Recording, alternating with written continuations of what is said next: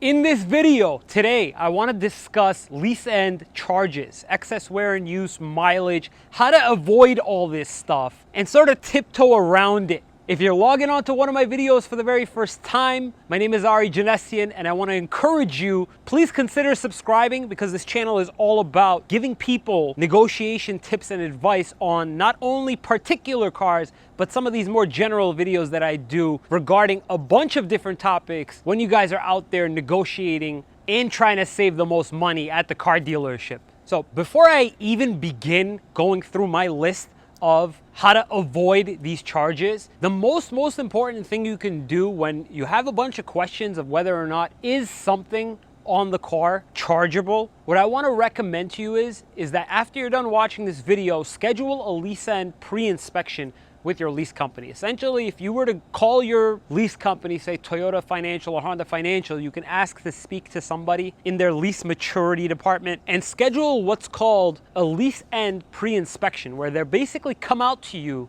wherever you work or your house, whatever, and conduct an inspection, basically giving you a report of what to expect on the final bill. They'll look at the mileage, they'll look at the condition, they'll look at the tires, everything, and they'll give you an estimate based on that as to what you're gonna owe at the end of the lease. So starting off with number one, guys, not staying with the brand costs a little bit of money, as in you're gonna pay some money in disposition fees. This is really costly, especially with Mercedes customers. Their disposition fee is kind of heavy at $600, but the typical disposition fee that you pay when you're turning in a lease and not staying with the brand or buying out the car, it's about between $350 and $400. So Honda, BMW, everybody's pretty much around this figure of about $350. Not only so much the disposition fee, but when you go and sign another lease with that same company, you also are able to get waivers of some sort. As in, if you're doing another lease with that company, they'll typically give you like a $500 or even in some cases $1,000 waiver towards excess wear and use. And believe it or not, this is quite common. Honda customers get about 500 bucks. I think Land Rover gets about 1,000. I've got this all detailed on my website. At the very end of it, on the footer, you can actually see some lease end charges, what that company's guidelines are, etc. You can go there and actually check out and see what sort of benefits you have by sticking with the brand. Number two, these huge scuffs, scrapes, dings, they might not be as bad as you think. So 2 inches is the guideline. You usually have about a 2-inch circle that ding or dent or scratch can fall into. Anything bigger than that 2 inches, and you're gonna get charged. The good thing is, and you're gonna see from your inspection report, some people think, you know, these huge dings and dents, they cost $1,000 or whatever they may cost. You'd be surprised. I had a Mercedes-Benz lease that I turned in, and we got the inspection report, and they had grouped a bunch of them together as one single charge at about $150 and another one at $200 per ding. When you get the inspection report back, they'll usually list off what was actually chargeable, and typically, it's not a guarantee, but typically, whenever they do these inspections,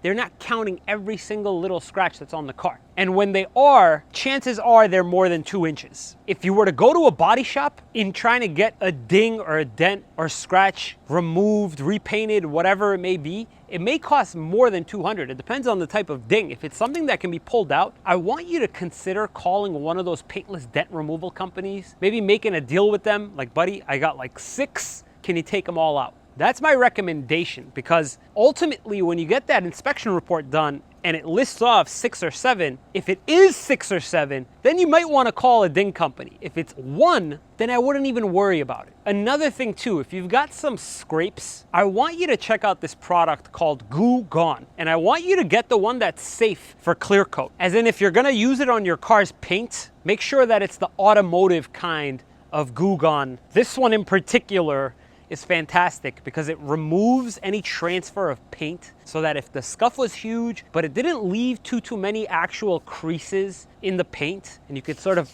take off the transfer, who knows if anybody will even notice. Tires. Here's the deal with tires, guys. The law says anything below 2/32 of an inch and you've got to get them replaced. So the lease company asks for 4/32, as in 1/8 of an inch. 1/8 of an inch, if you were to take a quarter, literally a quarter, flip it upside down so that you got George Washington if I'm not mistaken. If you flip it upside down so that you got his head at the very bottom, right?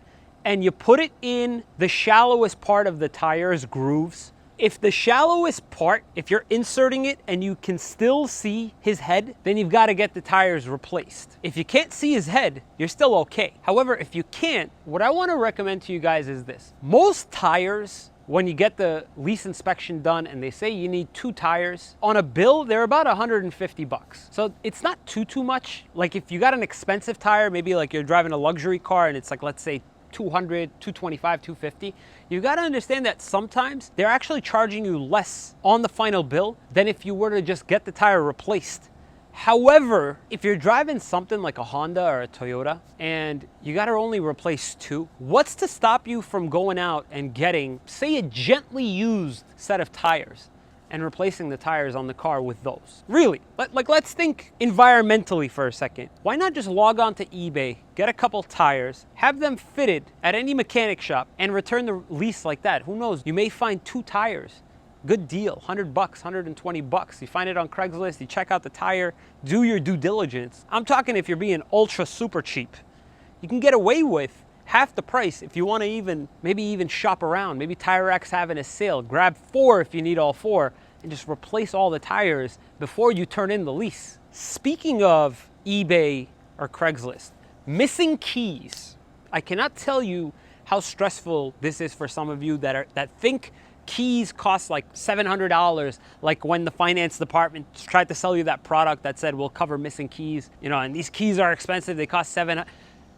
You know what I'm talking about. Keys don't actually cost that much. If you want to know how much the typical key is on a lease end bill, it's about $400, the highest I've ever seen, and $250, the lowest I've ever seen. I do want to tell you this, even on some high-end cars. So if you were to log on, like I said before, eBay or Craigslist, whatever, some strange hissing going on right now, you could buy one of these transponder keys and have them reprogrammed. You could take it to a locksmith. If you type into Google, replacement car key locksmith, these guys literally have the same machines, the same tools that some of the dealers use to program your key. They can take your key, as long as you have one already, and reprogram it. I've seen it so many times with some of my buddies. They'll go onto eBay and they'll look up Honda replacement key fob. And this guy right down the street from here will reprogram the key and he'll come to you and he'll do it. He's got like 2 laptops going,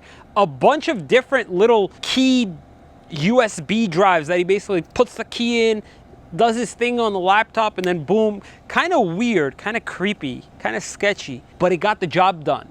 And the whole point is the used key was like 60 bucks. We gave the guy 50 to reprogram it, and for 110 bucks, there you go, done. No more worrying about the key. The wheels, you guys, there are so many things on YouTube covering scuffs, and I'm talking deep gouges. If there's minimal, just light scratches on the wheels, most of the time you're not gonna get charged for that. It'll even say it in your wear and use guideline. These like minor scratches, you're not gonna get charged for. If there's deep gouges in the wheels, like your hardcore had bitten off the sidewalk a little bit, that's chargeable. But the good thing is that with some good sandpaper, right, you can sort of get rid of some of that. Or if you know a refinishing shop that'll give you a package, maybe like 2 of them for like 100 bucks, you can get away with getting them refinished. Really. Have the car inspected and see how much they're going to charge you for refinishing. Next up is miles. Guys, you are out of luck here. No, I'm just kidding. No, but really though, you can't do anything about the miles. Don't do what Matilda's dad did in that movie. You know what I'm talking about, the car salesman. Do not do that. That will get you into some trouble. But I do want to tell you this. If you're a few months out, you can pre-purchase some miles, and it actually costs you a little bit less to pre-purchase them.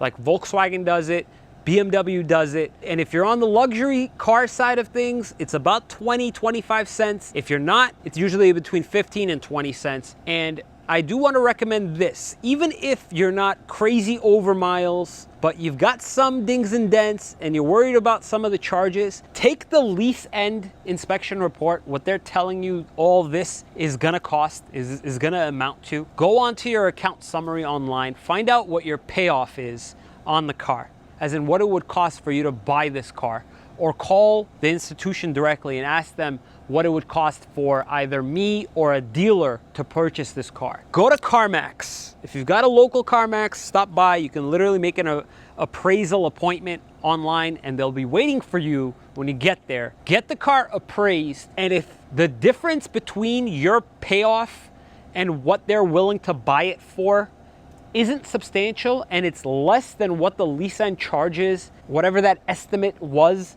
that the inspection company gave you, if the difference is less than that, sell the car to Carmax. You can do this. You can sell your leased car to Carmax, and what they're doing is basically buying your car, buying your leased car from the leasing company, right? And clearing you of any obligation that you have with them, hopefully at a cost, hopefully significantly less than whatever your remaining liability is to the lease company when you're going to turn in the car. Now, if you're planning on turning in the car, what I want to suggest to you is this, so that you have some peace of mind, so that you have some proof and evidence, just to make sure that your pristine car, something even that you weren't expecting to get billed for, when you're about to drop off the car at the very end of your lease, take a thorough video walk around, so that in case when you get the bill from the lease end inspection report, the lease company sends you the bill, you know, this is how much you owe us, and something popped up out of nowhere. This way you have a video. This way you have some pictures, some proof. You were at the dealership dropping off the car. In the beginning you say, you know, today is such and such date at such and such time, and if need be, send it to them and tell them that wasn't on the car. Make sure it's a really, really good walk around. So guys, I hope that this video got you mentally prepared, and at the same time, hopefully I put to rest a few of the questions you may have had, whether or not some things are chargeable or not, where to get the correct information. I hope that you go out and get that lease end pre-inspection, because it's pretty much needed. It's a requirement if you're trying to get yourself ready for how much all of this is actually gonna cost you, and you're not caught off guard or by surprise by the final bill. If you found this information useful and you want to see more of these new car buying and dealership related videos, please consider subscribing. Thank you so much for watching, guys. We'll see you next time.